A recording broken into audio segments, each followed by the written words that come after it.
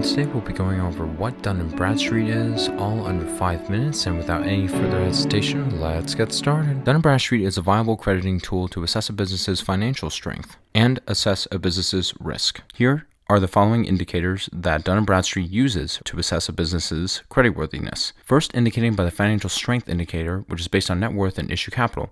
So it ranges from 5A, which will indicate 50 million and above, all the way to O, which means financial strength completely unknown. And there are also risk factors also associated with said Dun & Bradstreet score, which range from 1 to 4, which indicate a scale for a business's risk assessment, 1 being minimally risky, and then 4 being significantly risky. And then there are other standard de facto scores that are indicated inside of Dun & Bradstreet, such as the PAYDEX score, delinquency score, failure score, and SER rating, and maximum credit recommendation. Then with the combined D&B rating, here the letters are indicating the financial strength going all the way up from what we recommended from 5A all the way to O, but also indicated between A, B, and C, etc. And we also will go back on our risk factors between risks 1 through 4, and we can even see in our example over here over this following business's own D&B rating. Here we see 3A and 3. Now, in the context of a convertible bond, we would have to first indicate the financial strength and creditworthiness of the business itself. There are companies with strong net worths and cash flow, therefore can issue convertible bonds at a lower coupon rate due to lower risk. And a high D&B rating, which would be indicated as 5A1 or 4A2, indicates strong financial stability and attracts institutional investors. And firms with lower financial strengths, such as C3 and D4 ratings, may need to offer higher coupon rates or add protective covenants to attract investors. Then with the PAYDEX score, companies with a high PAYDEX score of 80 plus determine a strong repayment history, making it easier to issue convertible debt at a favorable rate. And if a firm has a low repayment score, which is typically below 50 under PAYDEX, it may need to offer higher yields to compensate for credit risk. Then in the context of conversion terms and market conditions, we have to set the conversion price, which would be set above the current stock price to incentivize investors while protecting existing shareholders. We will also have a conversion ratio, which would determine the number of shares per bond, such as, for example, one bond is equal to 40 shares at $25 at the conversion price. Then we also have to consider market volatility, where companies in highly volatile sectors may offer higher coupon rates or protective clauses to attract buyers. And then the maximum credit recommendation, which would be under Dun & Bradstreet, and the bond size. Dun & Bradstreet's maximum credit recommendation helps determine how much debt a company can safely issue. And for example, we would have a company with a $180,000 credit recommendation, which would struggle to issue a $500 million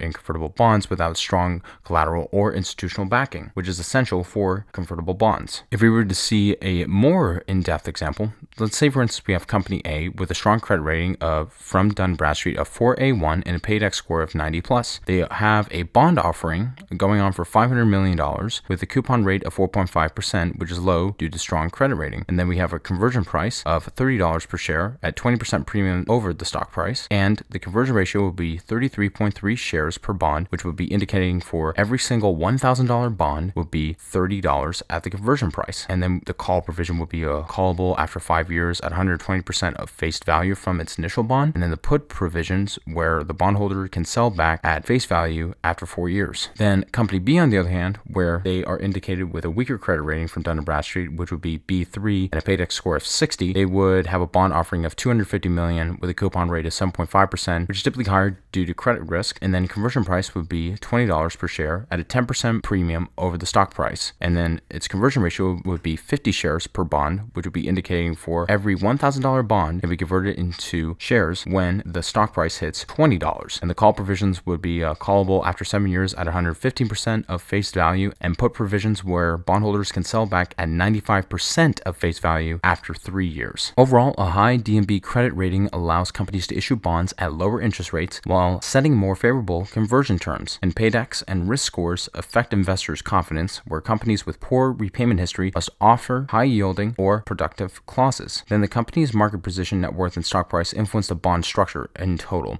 which are going to be including the conversion price, ratios, and call and put provisions. Hey everyone, thank you very much for taking time to watch this. If you found this video helpful, be sure to feel free to please like and subscribe. And if you have any other questions, please put them in the comment section. And as always, take care. Cheers. Bye-bye.